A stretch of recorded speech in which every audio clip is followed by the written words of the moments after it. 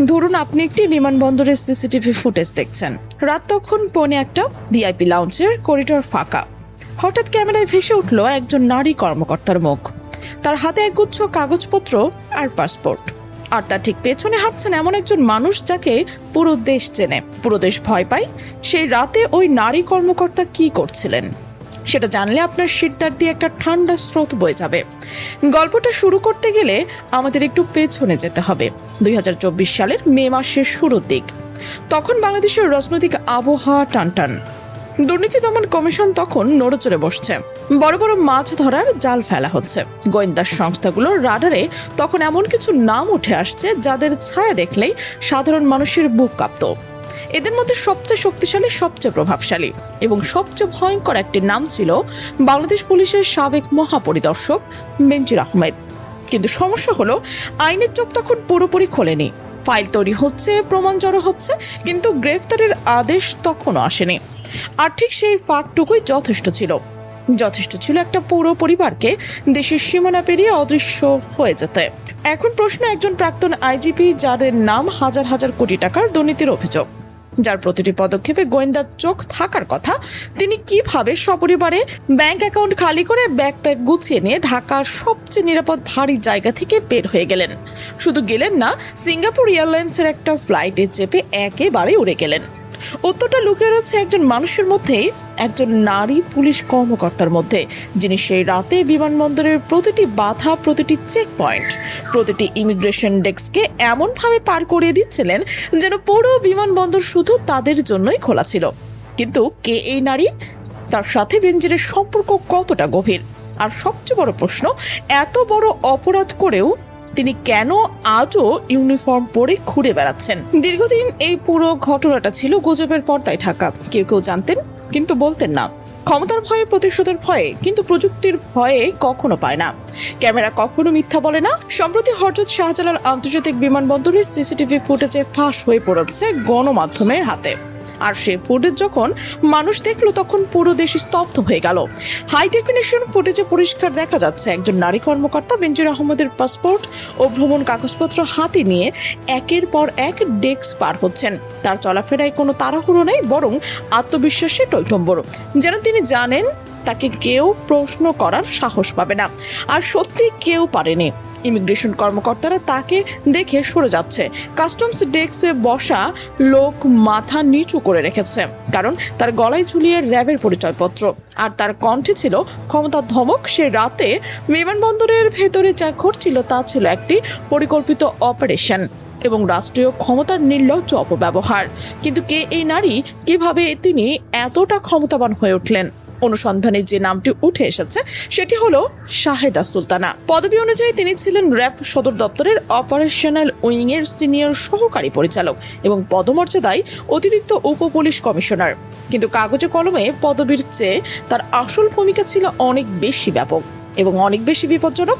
এই গল্পের শিকড় ধরে টানলে আমরা পৌঁছে যাই সে সময়ে যখন বেনজির আহমেদ ছিলেন র্যাবের মহাপরিচালক। সেই সময়ে শাহেদা সুলতানা ছিলেন তার সবচেয়ে ঘনিষ্ঠ বলয়ের একজন।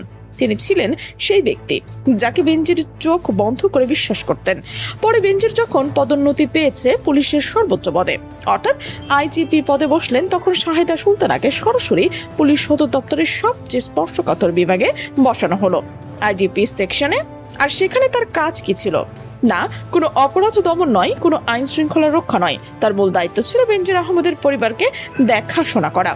একটু ভাবুন, একজন পুলিশ কর্মকর্তা যিনি জনগণের ট্যাক্সের টাকায় বেতন পান, তিনি রাষ্ট্রীয় দায়িত্ব পালনের বদলে একজন ব্যক্তির স্ত্রী সন্তানকে বাজার করছে, জমি কেনা বেচার ফাইল সামলাচ্ছে, পারিবারিক বিলাসিতার ব্যবস্থাপনা করছেন। একজন সরকারি কর্মকর্তায় পরিণত হয়েছিলেন একটি পরিবারের ব্যক্তিগত ম্যানেজার।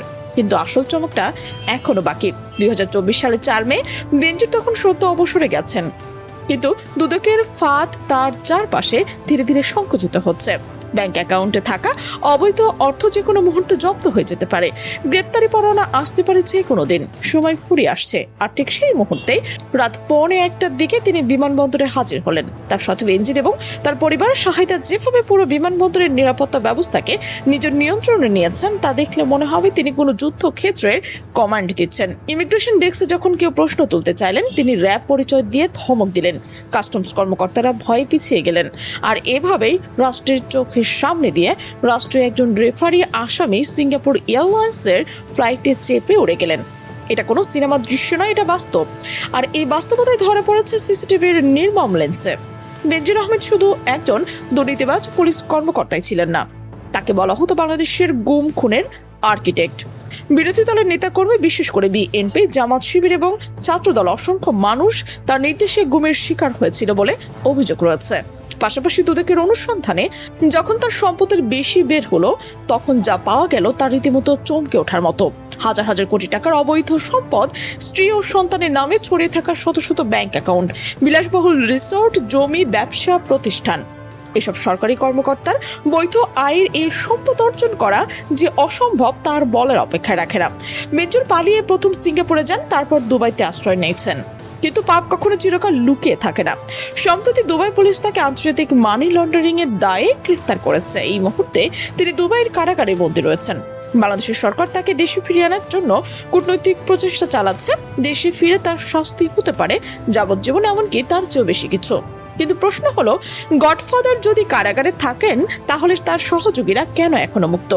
এখানে গল্পটার সবচেয়ে বিরক্তিকর মোড় নাই। 2024 সালের রাজনৈতিক পট পরিবর্তনের পর বেনজিরের অনেক ঘনিষ্ঠ সহচর, যেমন আয়েশা সিদ্দিকা সহ অনেকের চাকরি গেছে, তদন্ত হয়েছে, গ্রেফতার হয়েছে, কিন্তু শাহিদা সুলতানা, তিনি যেন অদৃশ্য এক ঢালের আড়ালে পার হয়ে যাচ্ছিলেন। প্রথমে তাকে র্যাব থেকে সরিয়ে রাজশাহী ব্রাঞ্চে বদলি করা হয়েছে। তারপর সেখান থেকে আবার এপিবিএনে যেন বদলি নামের একটা লুকোচুরি খেলা হচ্ছে। তাকে এক জায়গা থেকে আরেক জায়গায় সরিয়ে দেওয়া হচ্ছে, কিন্তু আসল শাস্তি অর্থাৎ বরখাস্ত বা গ্রেফতার কিছুই হচ্ছে না। এটি থেকে পুলিশ বাহিনীর ভেতরেই খুব দানা বেঁধেছে। সৎ কর্মকর্তারা প্রশ্ন তুলছেন, যিনি একজন আন্তর্জাতিক রেফারি আসামিকে পালাতে সরাসরি সহায়তা করেছে, তাকে কেন এখনো সরকারি বেতন দেওয়া হচ্ছে? কেন তিনি এখন ইউনিফর্ম পরে আছেন? তবে খবর আসছে, শাহিদা সুলতানের এই রক্ষা কবচ আর বেশি দিন টিকবে না।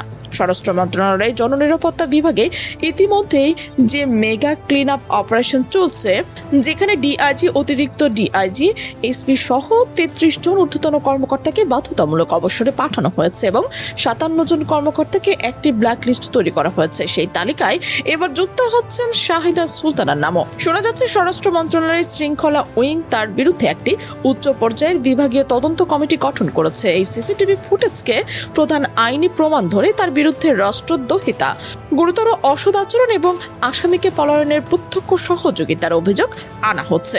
বেনজির আহমেদ একা এই সাম্রাজ্য করেনি, তার চারপাশে ছিল শত শত শাহিদা সুলতানা। তার প্রতিটি পদক্ষেপ তাকে সাহায্য করছে, তার অপরাধকে আড়াল করছে, তার পথ সুগম করছে।